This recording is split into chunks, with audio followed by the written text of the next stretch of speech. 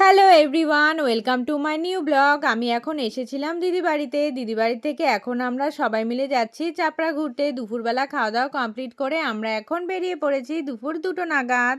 আমরা চাপড়ায় গিয়ে খুব মজা করলাম। সুন্দর পরিবেশ উপভোগ করতে করতে আমরা সামনের দিকে এগিয়ে গেলাম, আর যেতে যেতে দেখলাম এরকম সুন্দর একটা হলুদ ফুলের বাগান। তো এখানে কিছুক্ষণ দাঁড়িয়ে দাঁড়িয়ে কিন্তু পরিবেশটা উপভোগ করছিলাম। আর তারপরে আরও কিছুটা সামনে এগাতেই দেখি এরকম সুন্দর ছোট ছোট গাঁদা ফুল গাছ, তো সেইগুলোও কিন্তু দেখছিলাম। আর তার পাশেই ছিল রজনীগন্ধার ক্ষেত। আর দেখো আর একটু এগাতেই কিন্তু আর একটা জমিতে আমরা চলে এসেছিলাম। দেখো পিছনে আরিয়ান ছিল।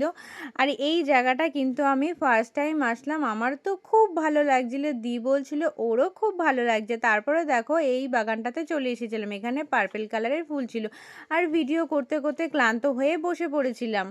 তারপরে দেখো বিকেলবেলায় আমরা দুই বোনে একটু ঘোরাঘুরি করছিলাম। আর তারপরে আরিয়ান আমাদের খুব সুন্দর সুন্দর ফটো তুলে দিচ্ছিল।